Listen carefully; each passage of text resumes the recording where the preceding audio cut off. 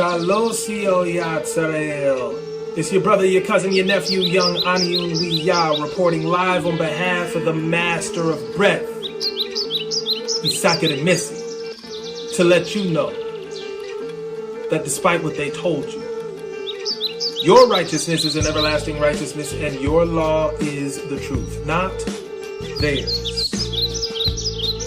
And the reason I'm getting on here today, in particular, is to actually point you backward to a video that I did 11 months ago, almost 12 months. We're closing in on a year now for this video. It's almost a year old. And I want you guys to look, I just want to kind of point you back to it, take a glimpse. I gathered some clips from it. I gathered some clips so that I can show you some of the things I've been saying.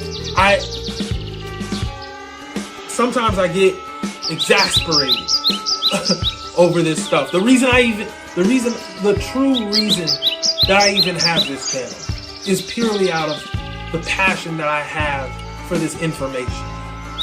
That honestly, more than anything, that's what it's about.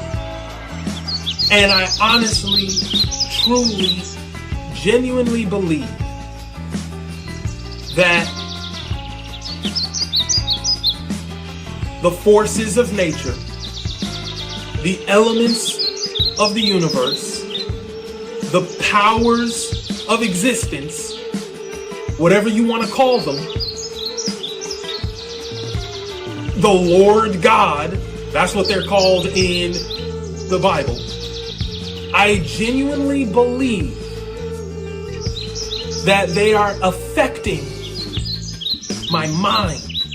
They are doing something to my physical brain. They do things to people's physical brains all the time. That's scientifically we have demonstrable evidence for that. I genuinely believe they're doing something to my mind. The elements of the universe are doing something to my brain.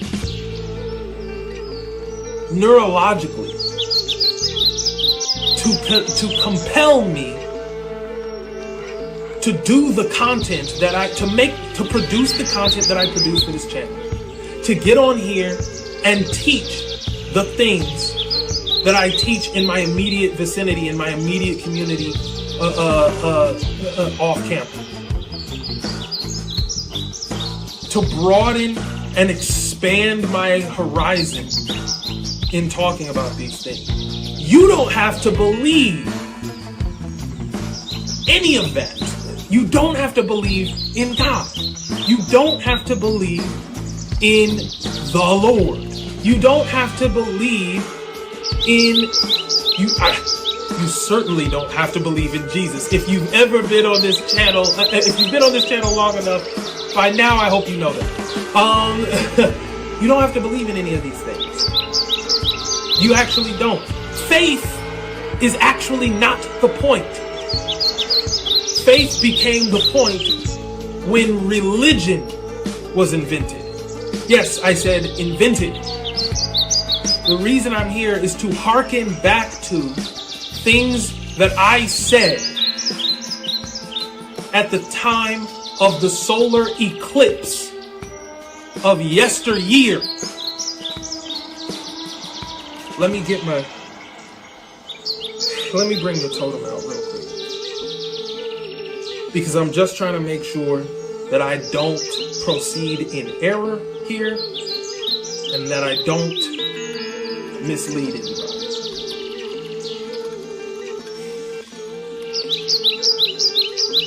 Last year, we had a solar eclipse. Many of you, I'm sure, remember this event.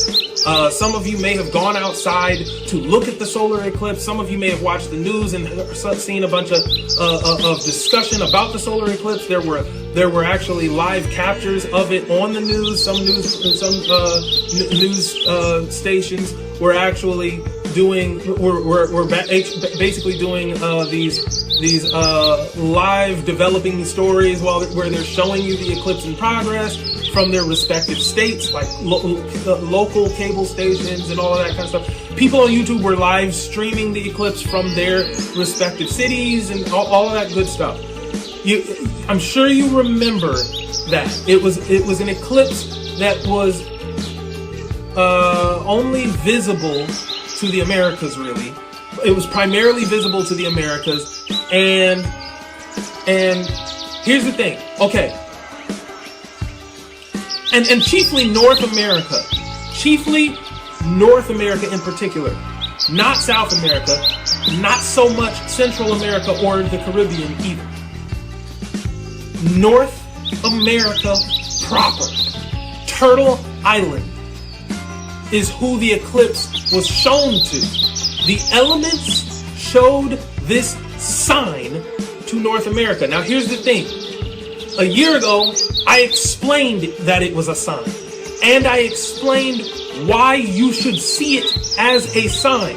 Many of you identify as indigenous. Many of you identify... I was speaking to a whole different crowd, by the way. I did that video not for many of the people who are even watching this channel. The majority of my viewers are not a part of the community I was talking to in that video, because that was a community that I talk to regularly in my everyday life, but not on YouTube. I was talking to a bunch of black Seventh-day Adventists, and I decided to break that thing down in a video. And so that was a year ago that I did so. And when I was explaining it, I explained how the eclipse is a sign, and I explained from a biblical perspective why you should see it as a sign, because for them it needed to come from a biblical perspective. And I explained the significance of the sign, and I explained what it meant. And that right there is the crux of the matter for why I'm even on here doing this live stream. Is because what it meant, what it means, is something that's coming to fruition in front of our eyes right now. There were plenty of other people who covered the eclipse. I interpreted the eclipse. I didn't just mention that it was happening, and I didn't just capture it on camera and try to show it to you. I tried to talk about what it meant. It's a sign. And listen, I have always known that if I ever got up here doing this channel, expanding my my field of teaching these things to a larger audience, I would look crazy, because, like I said, I believe something neurological is being done to me by the elements of the universe. And when I say elements, I'm talking literally the molecular compounds and substances that make up our world. Okay? They break down into elements. These are literally the things you think of when you think of the periodic table. I'm talking about hydrogen, oxygen, nitrogen, carbon, iron, magnesium, phosphorus, sodium. You know what I'm saying? Like, all of these things, they work together in a cohesive system that holds our entire world together and creates everything in it. They are the real creators, and they are sentient. They can think for themselves, not on an individual level maybe, but more so on a collective level. Collectively, they are conscious. Individually, who knows? But collectively, they are conscious, and they occasionally speak to humanity. They communicate with human beings. And I believe I am one of the people with whom they communicate. And they group into armies. They group into armies known as earth, wind, fire, water, lightning, or plasma. Those are armies of elements. And we call them the elements, right? So we call earth, wind, and fire the elements, right? I mean, that's what I believe they're speaking. They communicate with me. They communicate with me, and I know what I sound like when I say that. So that's what made me a little hesitant to start the channel. That's one of the reasons why I was hesitant to start the channel in the first place. But then I was compelled to do it. I'm not going to tell that story today. I was compelled to do it by a series of events, and also I wanted to, participate in this whole movement with Unahia and all of this other stuff. So anyway, I'm now trying to explain the sign again, because I explained it before, but we're seeing now the things that I was talking about then. You see what I'm saying? It's a sign of what it was a sign of things to come, and some of those things have already come in 2025. This was a year ago, 2024. It's now 2025, and we're now talking about this thing. Are you with me on what I'm saying here? Before I show you the first clip breaking down the eclipse, let me just say, for those of you who do not come from a biblical perspective, you don't actually need the biblical perspective. And I know for a lot of Black Hebrew Israelites who watch my channel that they disagree with that. They feel that there is only one way to get the truth, and it is through the Bible.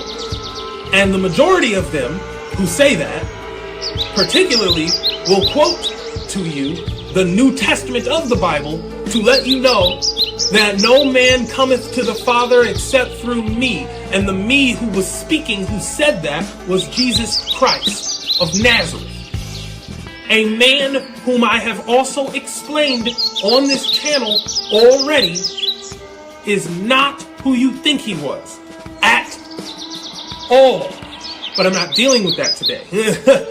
Whatever. If that's your belief, it's not going to hinder you in this discussion at all. So keep whatever your beliefs are.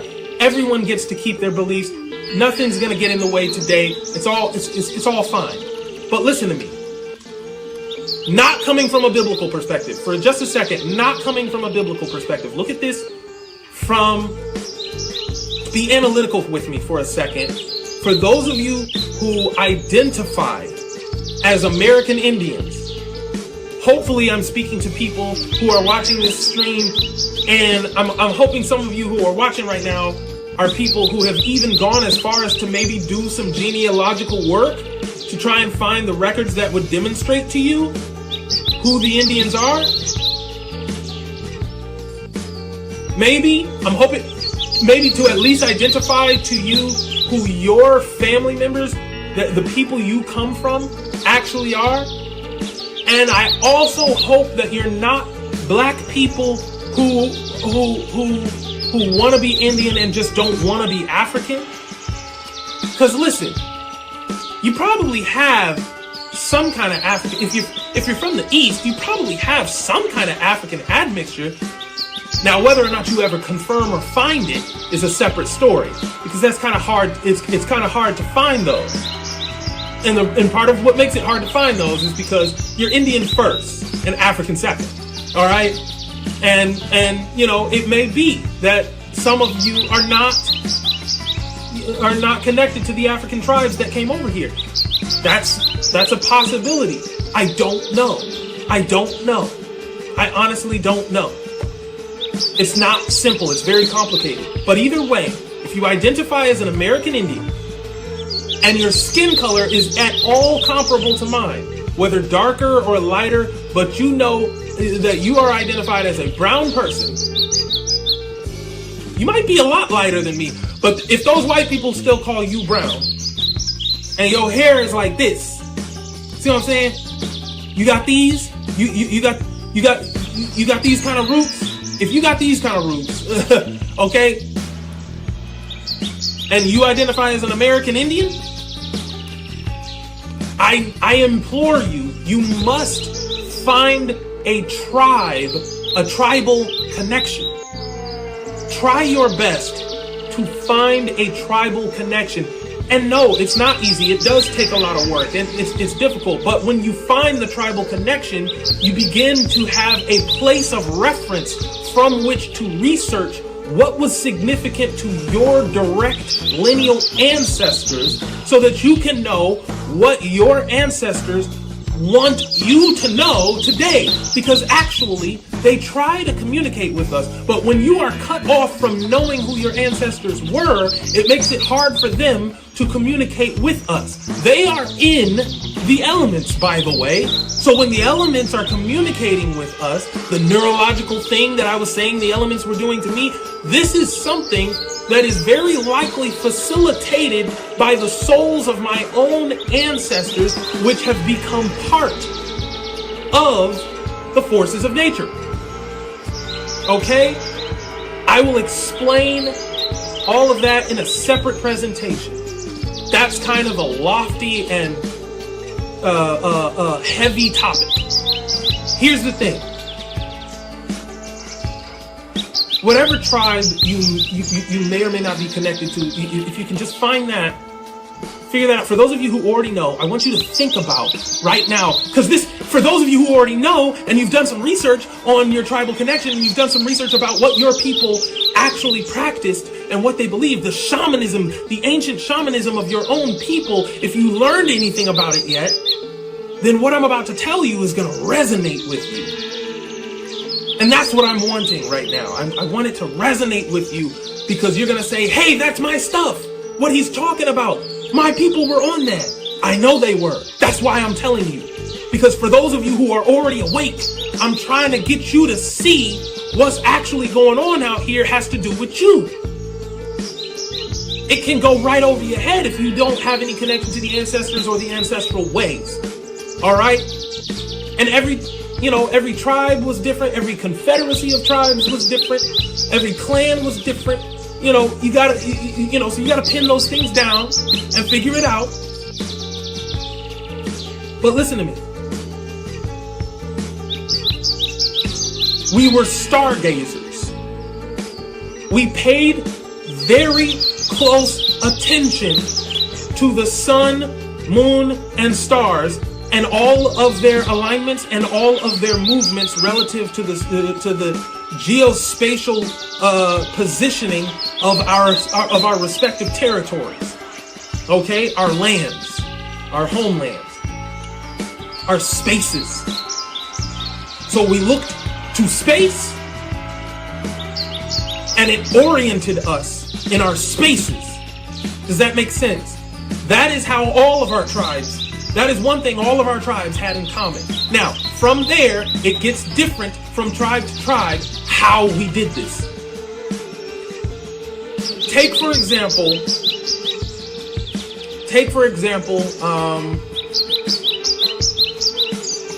Serpent Mound. Serpent Mound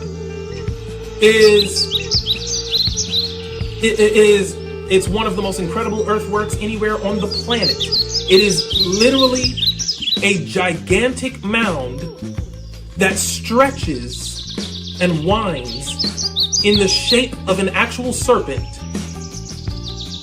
And it's like, even coiled, it's covering like a mile's worth of distance. Even in its coiling, it's stretched out. It would be considerably longer. It's very long. It's right here in North America. This is a product of the Mississippian culture. Okay? The Mississippian culture, mind you, stretched far beyond what we now refer to as Mississippi. Mississippi was huge and included what we now call Ohio, all the way down to what we now call Georgia. It was huge. It was huge. It's the influence of this empire was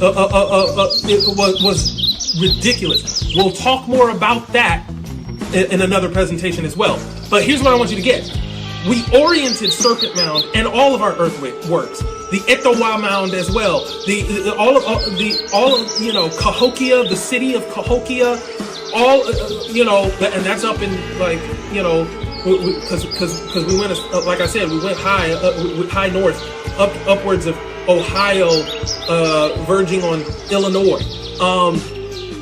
All of these places were actually built in such a way that they were meant to align with or point to directions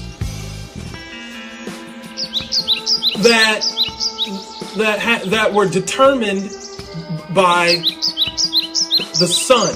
They would either trace the sun's path, or sometimes it wouldn't be the sun, it might be the morning star, which was Venus, actually. It's a planet, but referred to in many circumstances as the morning star. Let me see this. So, okay.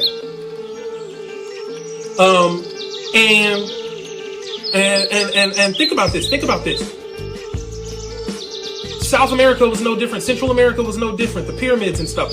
All of these things were also built, facing the rising of the sun or facing a specific constellation. The bases of structures were meant to trace the outlines of constellations on Earth, constellations in space being reflected in the corners of buildings that we built of structures that we built on Earth. All of that kind of stuff. That's how we built things.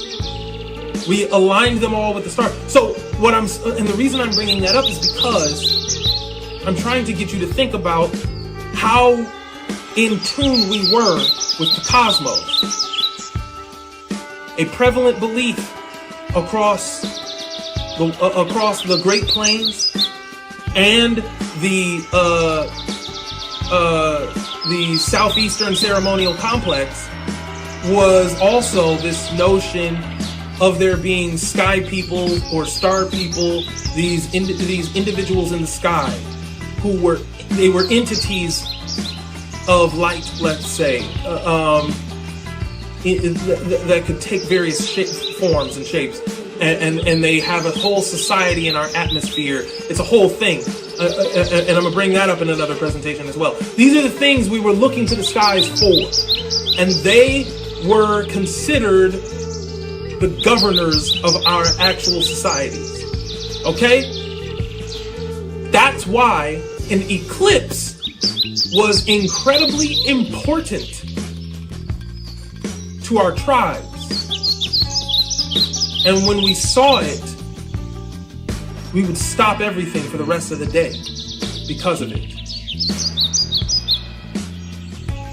Some tribes even learned how to predict an eclipse. So I'm trying to let you know, this is very serious. This is very serious. We watched the moon closely. We watched the sun closely. We paid attention to all of the constellations. We had our own zodiac, different from the zodiac that you now have been taught by Europeans. We didn't call it zodiac, and it wasn't exactly the same, but we observed many of the same constellations and understood them very differently. Okay? It did not perfectly match with the zodiac that the Europeans taught you. There were some key differences. Anyway, I say all of that to say the eclipse was important. It was a sign to your ancestors. And so, it should come as no surprise to you that today we are seeing that last year's eclipse was a sign of things to come. And since Donald Trump's election and inauguration, we have begun to see things done that actually bring forbearance to those to what I was talking about when I was doing my presentation on the eclipse at the time. I'm gonna show you a clip right quick, and then on the other side of the clip, I'm going to explain what I meant by what I said. Check it out. If you look at the shadows of this eclipse and last year's eclipse, the paths tell you more than just that darkness will conquer the light or that a return to origin is coming. That's the general message being communicated by one eclipse. But the two shadows of 2024 and 2023 show you an X. Why an X over North America specifically? 3 reasons. 1, X marks the spot. 2, the X is an Aleph, the first letter of the Hebrew alphabet. And 3, North America was prophesied in advance to be the next Egypt. Aleph, first letter. Alpha, Aleph, Alpha, Aleph, the beginning. This message is incomplete though, right? Because we're only using 2 of the 3 eclipses. Add the shadow of the 2017 eclipse and you've got the earlier version of the same Hebrew letter, Aleph. This is Middle Hebrew, which came before modern Hebrew. It's the bridge between Hebrew cuneiform and the modern Hebrew characters. And this version's not called an Aleph, it's just called an El, as in El Shaddai, which you call Almighty God, or Elyon, which you call Most High God. These early letters were deliberately symbolic. The Aleph, or at that time, the El, was an ox head. That's literally how you would draw the letter. The letter is in the shape of an ox head, symbolizing power and leadership. Many times when you see the word God in the Bible, it's actually just El, not even Elohim, just El. Now check this out. Check this out. We literally just went backward from modern Hebrew with these last 2 with these last 2 eclipses to ancient Hebrew by adding that first eclipse from 2017. By going backward in our modern time from 2024 to 2017, we're going backward in the evolution of the Hebrew letter. And El isn't just the first letter of the Hebrew alphabet, but also the first letter of the word Elohim. That's why it's called El. It's for Elohim. El means power, and Elohim means powers, plural, or gods. But we translate both as just God. So the question is, why would the sign be the beginning of the alphabet? Why is that the sign? Because the sign is telling people of America that they will soon return to their origin. Maybe not all Americans, but in one way or another, that's what's coming. A return to origin. Let me show you what I mean. And again, I'm primarily putting these thoughts out there to ignite a train of thought for whoever's watching this, especially Christian viewers. I want to challenge Orthodox eschatology for you guys. Now, why do I say the sign is warning kids about an impending return to origin? Elohim is signaling judgment on North America, and that judgment will lead people to return to the origin. Okay, let me break that down real quick, just in case it's not obvious what I meant by what I said, in case any part of it went over your head, or in case any part of it confused you and maybe you felt like, what did you even mean by what you was talking about? Listen, what I was saying in that clip, very broadly, very general. Let's just look at the gist of what I was saying. Very generally, what was I saying in that clip a year ago? I said the eclipse was a sign that Judgment Day was beginning. Judgment Day is not a specific day, it is a period of time. It was a sign that Judgment Day was beginning, but what was Judgment Day supposed to be? What did I tell you it would be? It was going to be something that took America, because the sign was being shown to America. This is Judgment Day coming to America. Judgment Day will come to everyone, but it doesn't come to everyone necessarily at the exact same time. It's coming to America. This was the sign heralding Judgment Day for North America. North America. And Judgment Day is coming upon North America, signified by that eclipse as the third of 3 eclipses that create whose paths create the Aleph on North America, right?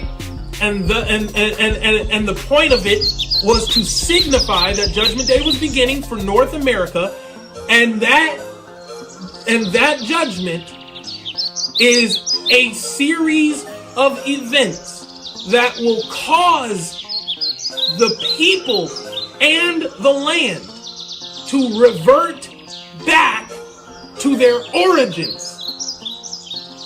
You're going to start seeing regressions. Things that happened in history will get reversed. We're turning a corner and moving back in the opposite direction again. Everything will get reversed. That was the point of returning to origin. The land will return to its indigenous people. The people themselves will turn their attention back to indigenous people. But more concretely, we're now seeing some of the ways that history is being reversed even as we speak. The Trump administration has made it legal again for federal contractors and subcontractors to segregate their workforces. They don't need to comply anymore with affirmative action. They don't need to abide by these rules that they felt were constraining and controlling and restricting them in terms of their hiring practices. In other words, they don't need to let your black ass in as an employee. People are coming out saying that what the Trump administration did was legalized segregation. It's not as simple as that. It's not exactly that. That's not exactly what we're talking about. What we're really talking about is not the idea of you gotta use a separate water fountain because of your color, or a separate bathroom or because of your color, or anything like that. Not to say that they're above this kind of thing, but that's not what they did. That's not what we're talking about. We're talking about an economic move. We're talking about employers not having to hire any black people if they don't want them. They can decide legally to not hire any black workers. They can decide not to hire any Hispanic workers if they so choose. A lot of Hispanics would slip in anyway because a lot of Hispanics are white. I don't know why I'm not going to go there. I already did a live stream about that. But my point is this. We're seeing segregation in the workforce return. This is a big deal. Now, it only applies to, somebody will point out, somebody's already saying, it only applies to federal contractors and subcontractors. Yeah, I said that. But please keep in mind, federal contractors and subcontractors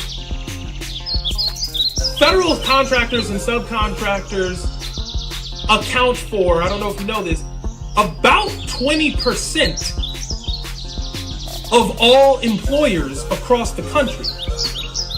1/5 of the employers in this nation are affected by this, are freed up from having to even hire any of us at all. They can discriminate on the basis of race legally.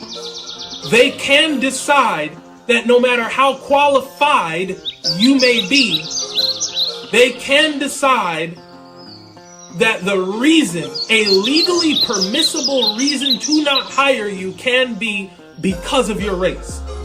They can legally say, I am not going to hire any black people no matter how qualified they are. You walked in here, you were qualified, you applied, we took your application, we interviewed you, but in the course of all of that, we did learn that you are quote unquote African American and we don't want any. So regardless of what we learned about you, since we learned that, we are saying we deny your application on that basis.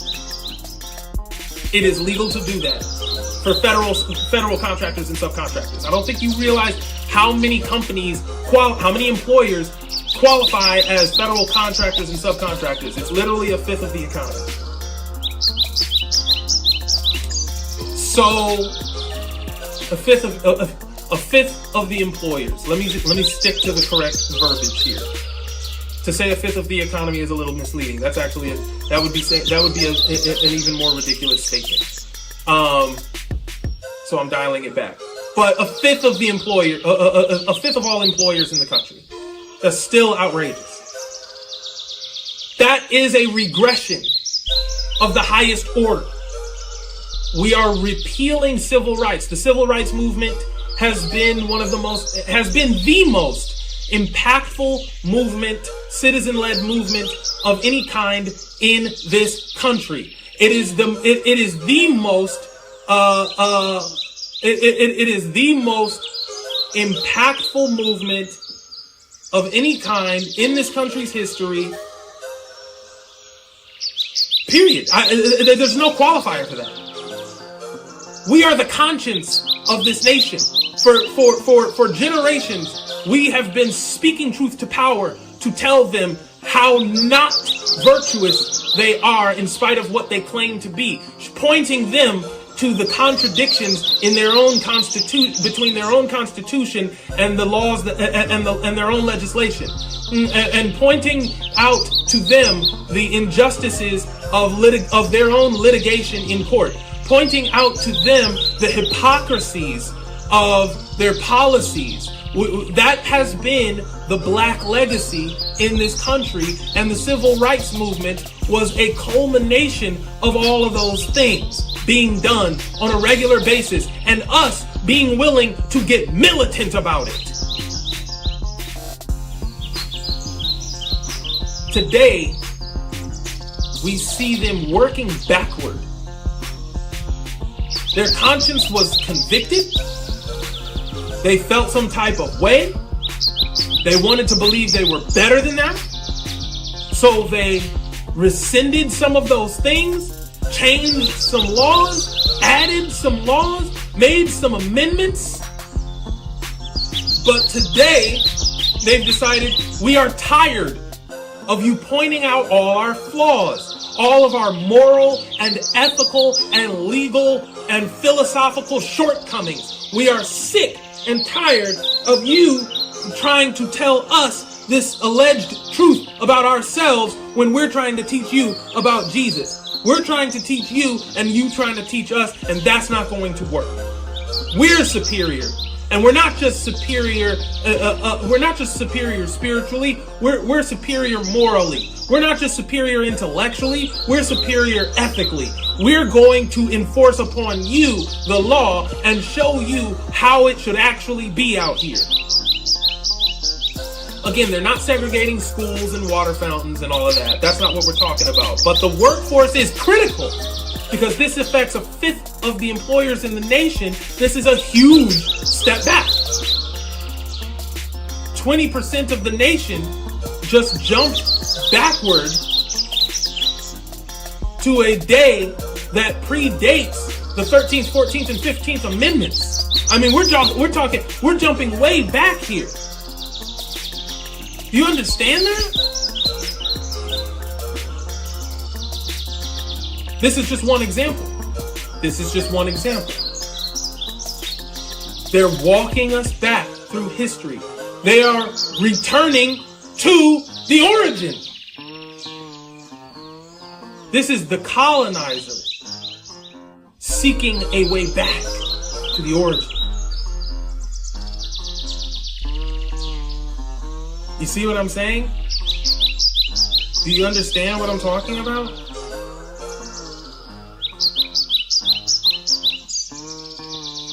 We're also seeing what? What else are we seeing in this process? We are also seeing that they are picking out all of the so-called brown migrants. Now, these brown migrants aren't actually brown. Many of them are actually white. And that's the irony of that. And I talked about that in the last live stream that I did. I know it's been a while since I've been on. So that was quite a while back. I was like, what was that? Maybe a week and a half ago. I haven't been on the channel. I haven't been back on in several days. I know that the last live stream I did was about that fact, right? Latinos. What's the whole situation with Latinos, with the Latino community in this country? First of all, they're all getting kicked out. Second of all, they're all finding out the hard way that these whites of English and French descent do not accept them as pure whites. So they're being othered because of their connection to brown people. Even though they are not brown, they have a connection to brown people. You have to understand, these white Latinos who come up here, they are actually the conquistadors of their country. They are the people who come here. They come here, but they are the elites of the countries they come from. And they're acting like they are refugees fleeing a terrible oppression. But really, the oppression they're fleeing is just the trap of their own nation, which they built to be horrible. It's their own fault that Venezuela is what it is. It's their own fault. You understand that, right? You understand Honduras is in the condition it's in because of Hondurans.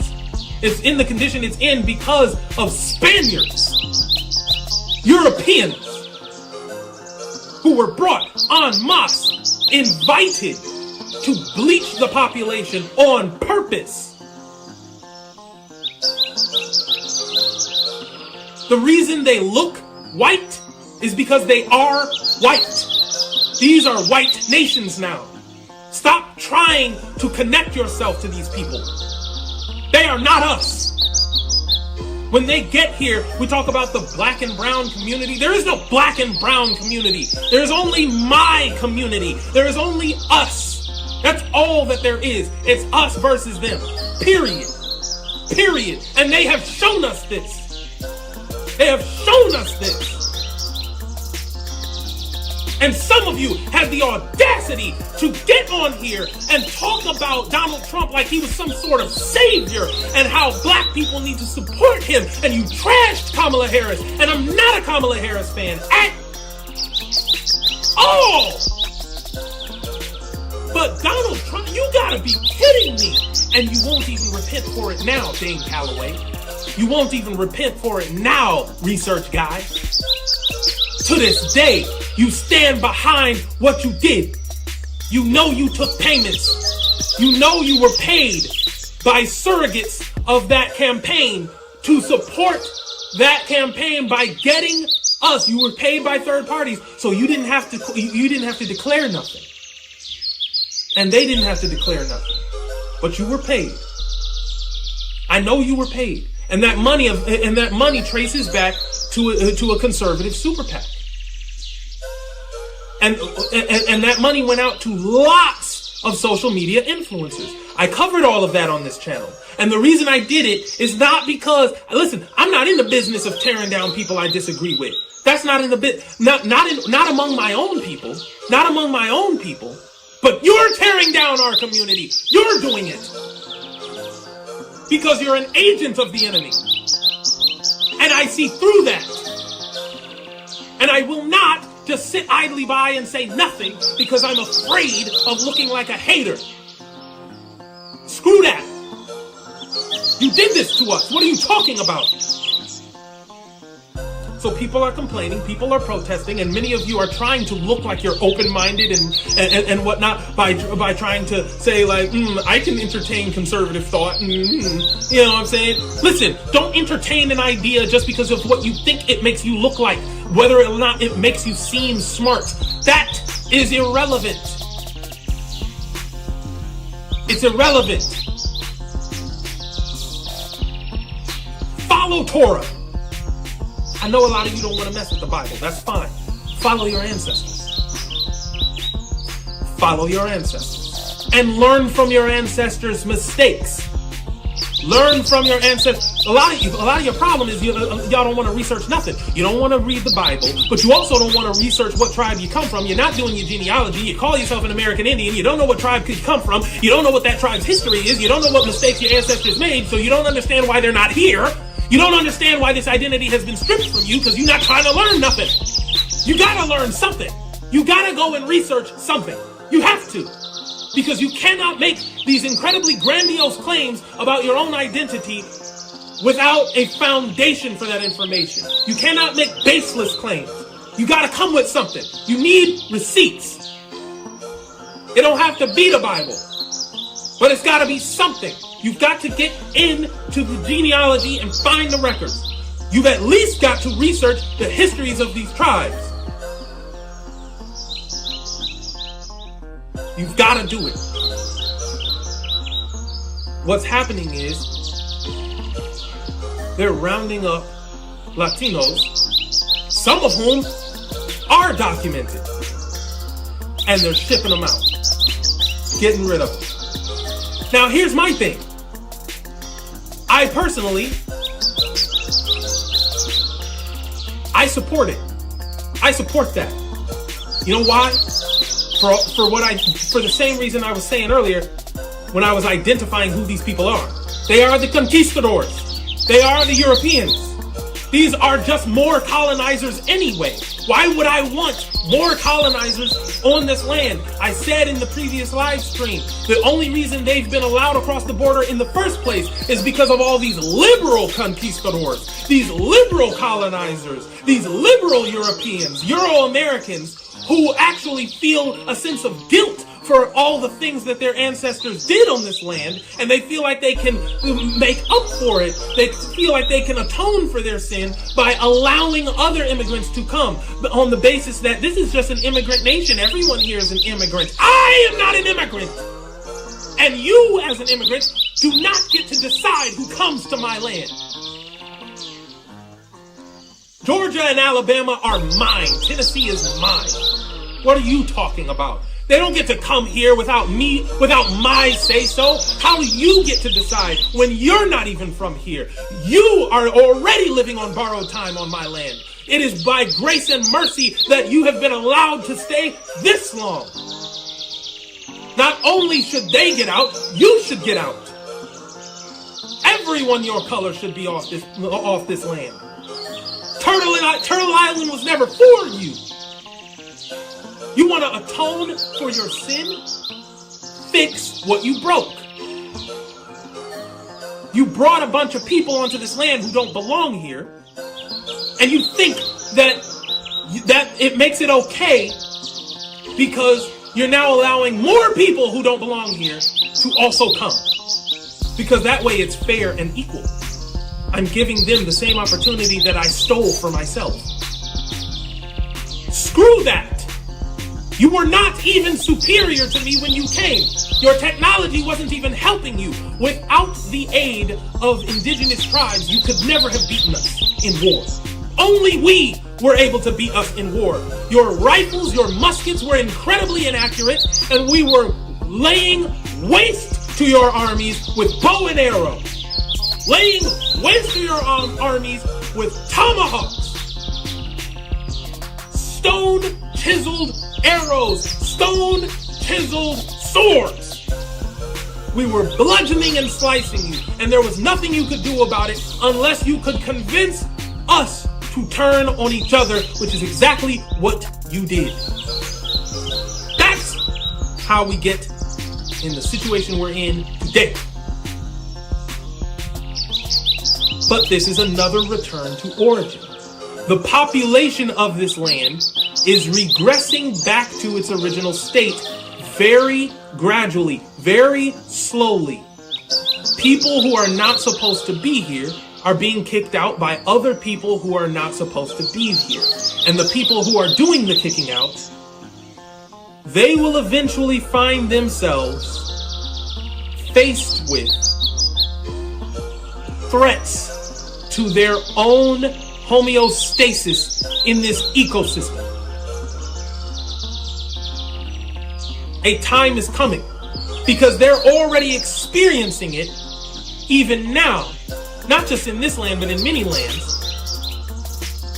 And we're not going to go into this today, but they are experiencing it in the form of a declining population. And they see that in their own projections for the future. And that projection is not the same for us. It's not the same for us. It's not the same for us. Because our birth rate is crazy. I have 6 children. That's how we roll. A lot of these people are choosing not to even have any children. And if they do, they have 1, maybe 2. And many of them are waiting too long to have children. Because today, the career woman, you know what I'm saying? The career woman has to pursue her career before having children, so she keeps pushing the time that she's going to have children further and further back. And this is to say nothing about how the LGBTQ community is affecting reproduction. So what I'm saying is procreative power is declining for your kind. It just is. And that's a measurable, and there are measurable stats on that. And we can talk about that in a future presentation. But my point is this: you're already experiencing that problem. And so you're actually wasting away on all lands while you also kick out your own largest ethnic group in this land. When I say your own largest ethnic group, what I mean is the Hispanic ethnic group is the largest white group here. I know that sounds crazy, but it's true. I know that sounds crazy, but it's true. You have to remember, white people are bifurcated, trifurcated, one might say, split multiple ways into several different ethnic groups. When we say Euro-Americans, these are white people who come from a bunch of different ethnic groups. Some of them are Irish, some of them are Scottish, some of them are Welsh, some of them are English, some of them are Jewish, some of them are German, some of them are Austrian, Polish. I mean, you see what I'm saying? Some of them are French. We have a huge French population.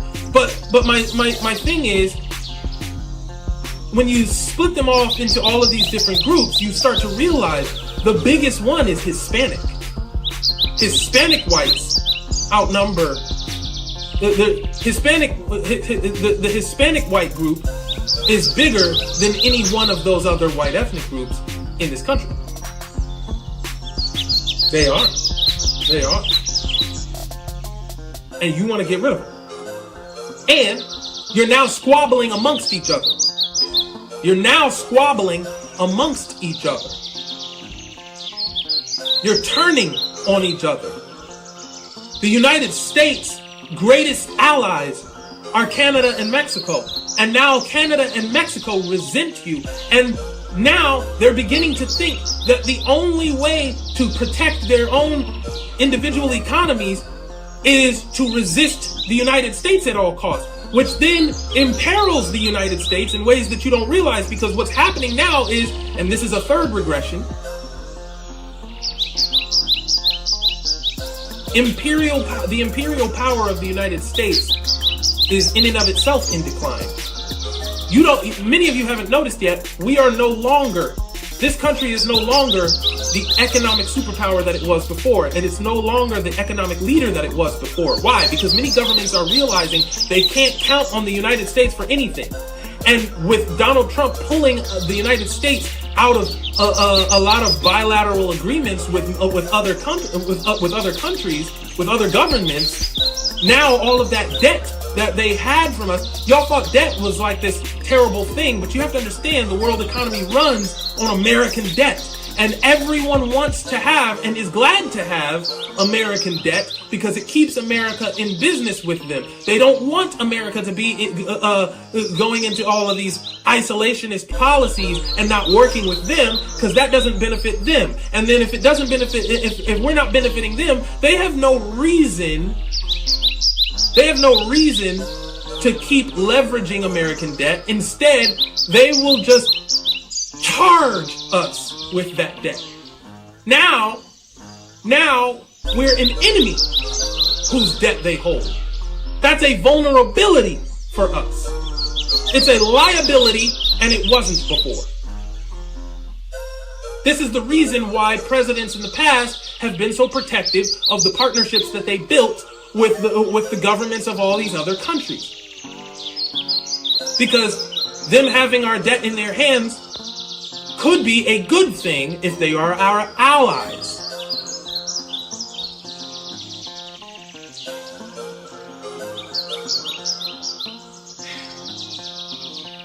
The power of this nation is in decline. So that's three things right there. And I've told you over and over and over on this channel. One is an incident, two is a coincidence, three is a pattern. What we're seeing is a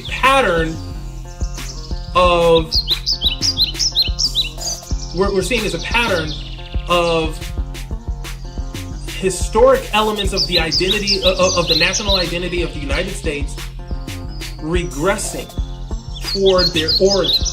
The origin of America is as really a land of many different ethnic powers, not united at all, and having no real dominance over the countries of faraway lands. And that origin is also an origin of the origin of this country is also an origin of building on the backs of our people and denying us any freedom and controlling our the means by which we can earn much more stringently than they do today. We're returning to that. And this is an origin wherein wherein the Spanish conquistador was unable to consolidate any power. So they're being kicked back out. We're going back to the beginning of the United States. We're going back to the beginning of the United States. This is just the beginning of our regression to the beginning, though. We're about to be going back to the beginning of many things. You're about to see many things reverse. That's what you're going to experience. And there will be economic upheaval. And this was a sign to signify exactly that. The Aleph is the beginning for a reason. We're headed back to the beginning. That's what the sign was for. And I told you so. I hate to say I told you so, but I told you so. A year ago. I told you a year ago. Judgment will be meted out upon this land and its people by taking them back to their roots, to their origins. Time will reverse. It's happening now. It's reversing. Just do the math. From Joseph to the Exodus is nowhere near 400 years in Egypt. It's more like 144. You got me? Nevertheless, this eclipse that we've just experienced, this eclipse is a sign. And I do believe that sign pertains to the 400-year prophecy's real fulfillment. To Genesis 1:14 telling us plainly that the sun, moon, and stars are meant for signs. Abraham literally slaughtered a 3-year-old heifer, a 3-year-old goat, a 3-year-old ram, a turtle dove, and a pigeon, because that's what El Shaddai required of him in this passage that I'm talking about. Notice, 3 of the 5 animals are each 3 years old. Specifically, those 3 animals are also the ones he let bleed out by dismembering the body parts of each one and arranging them in a specific way on the ground. He also kept scavengers from picking at the carcasses all the way until sunset. He's guarding the bloody scene for hours, letting the blood soak into the earth. That's when it says a deep sleep fell upon him. Not he fell asleep, but that the sleep fell on him. In other words, he was put to sleep. Why? Because of the blood ritual. Hebrew shamanism for atonement, healing, and everything in between.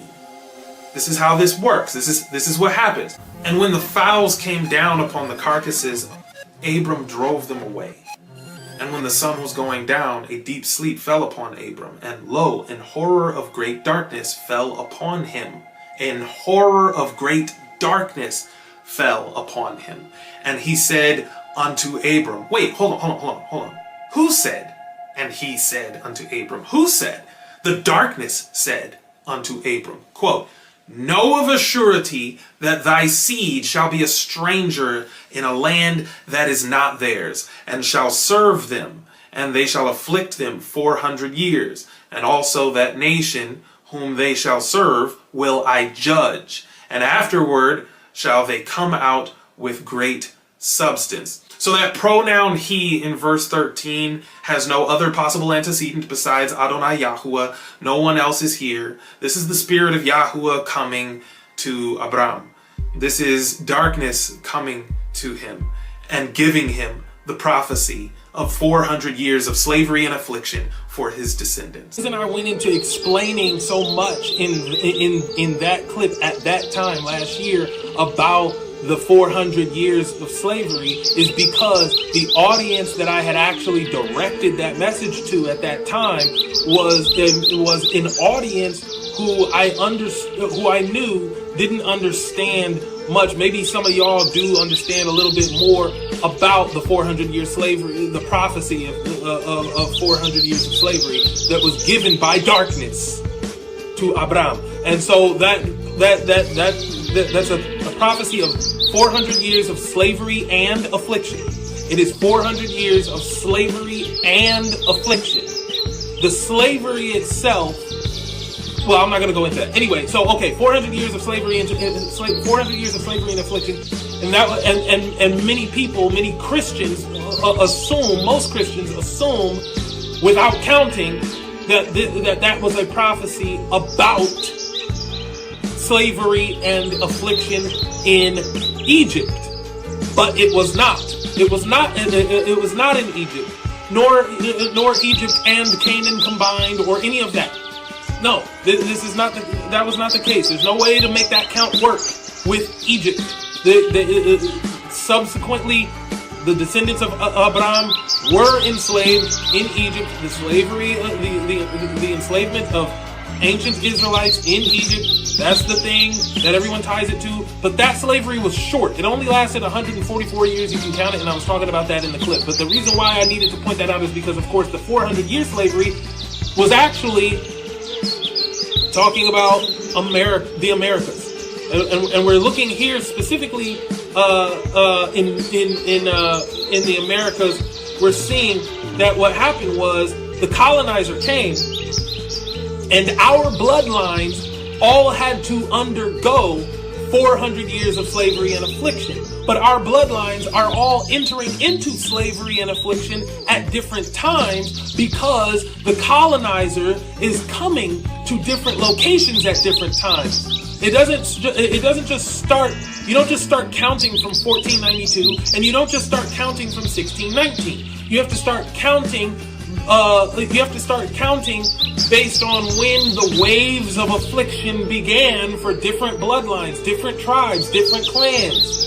Okay? And each of them has to undergo those afflictions for 400 years. They have to undergo the slavery and affliction combined for 400 years. Right? And so that's what I was trying to explain in that clip. There's another video on my channel, one of my earliest videos, where I go into explaining 400 years. In fact, I believe the title is 400 Years, Plagues and Slavery and Plagues. And I think the thumbnail has the words Deuteronomy 28 on it, or something like that. It says something like not just Deuteronomy 28, because it wasn't just about Deuteronomy 28. I'm trying to show people there's more to look at outside of Deuteronomy 28. You got to track these plagues. The plagues, the worst plagues in world history, are the plagues that afflicted our people here in the Americas. And each of those plagues, which each one being historic, marks the end of a 400, just happens to fall right at the end of a 400-year period, from the beginning of slavery and affliction for a large segment of the population, of the black population here. So that's something I unpack in a video. The general gist of it is, and I encourage you to go watch that video. I'll try to see if I can get it to pop up at the end of this stream. But the general gist of it is, everybody wants to count from 1619 to 2019 and say, ooh, see, look, yeah, sure. But, and that does get us to the awakening. But it's more than that. It's more than that. 1519, it's like 1519, what is it, 1519, or no, 1518 to 1518 to 1918, 1518 to 1918, and then 1580 to 1980, and then 1619 to 2019. These are all distinct waves. They overlap, but they start based on when the affliction started. They start based on when affliction started for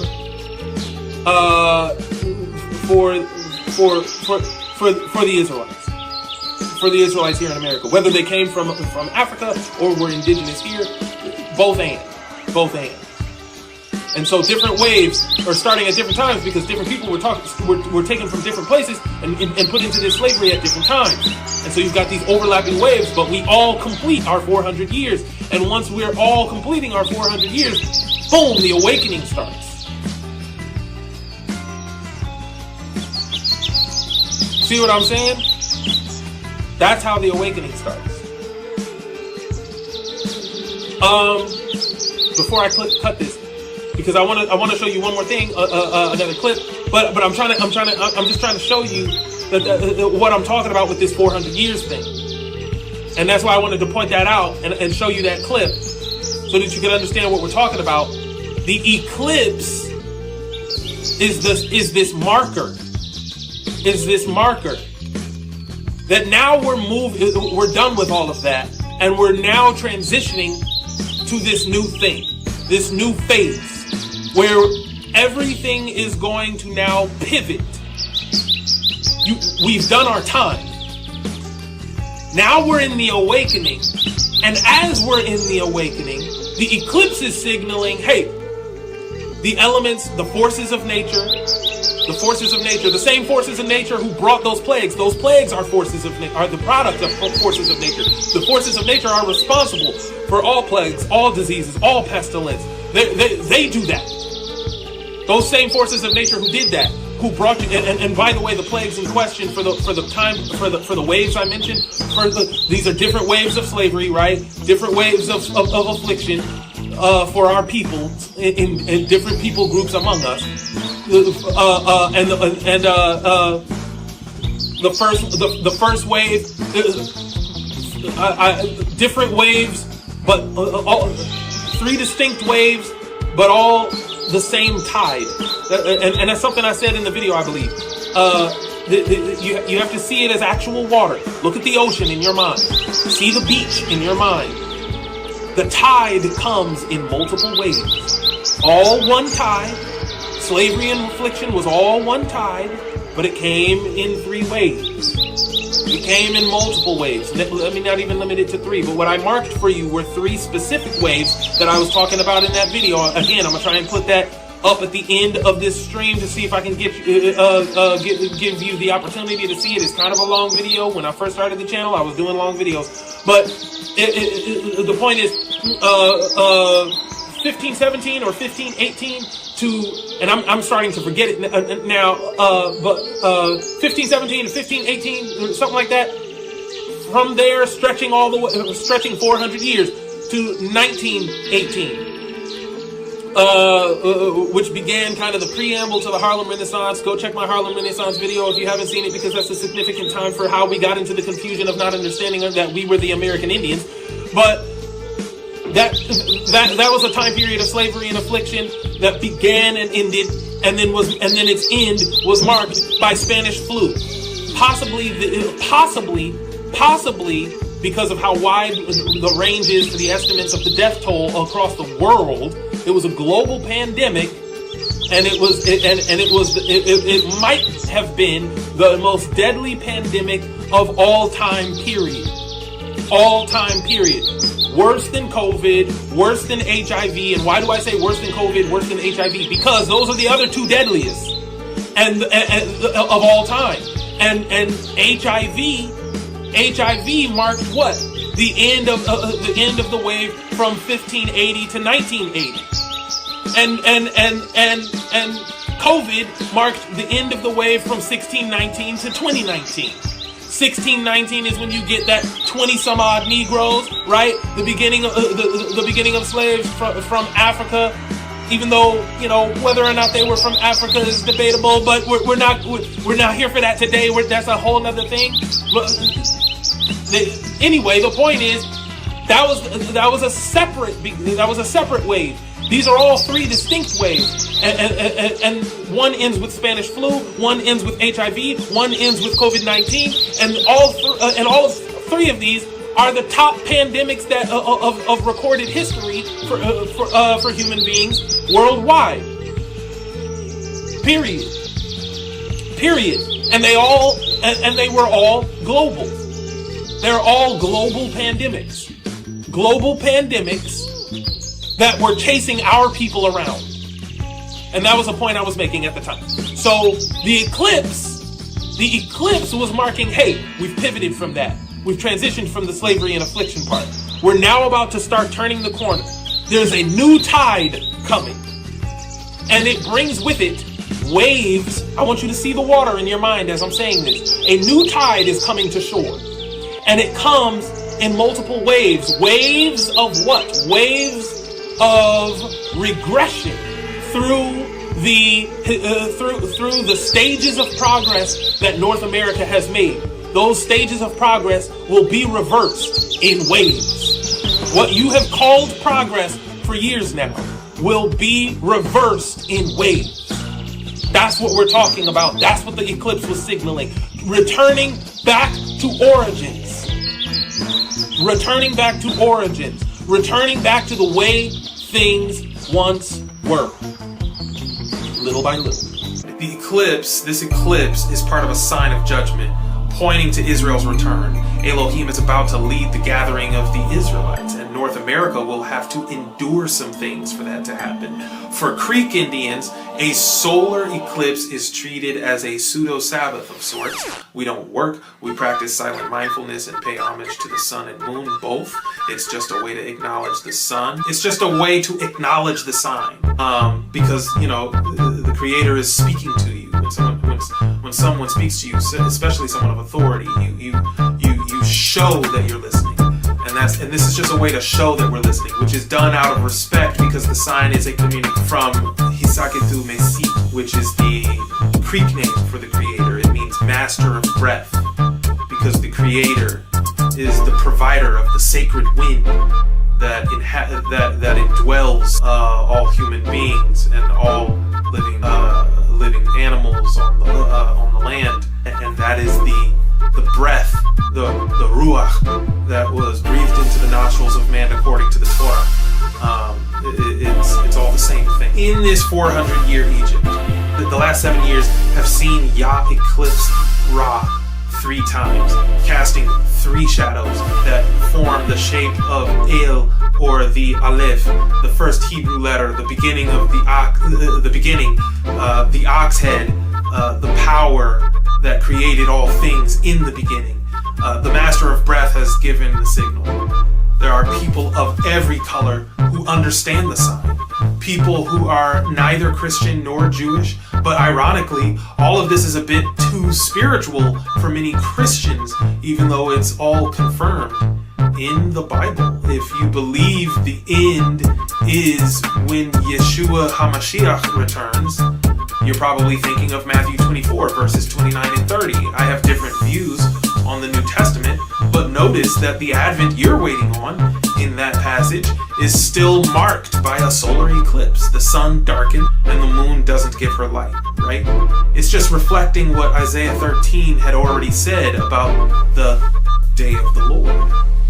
If we read verses 9 to 11 from chapter 13 of Isaiah, that's not what we read at the beginning. It says, "Behold, the day of the Lord cometh, cruel both with wrath and fierce anger, to lay the land desolate, and he shall destroy the sinners thereof out of it. For the stars of heaven and the constellations thereof shall not give their light.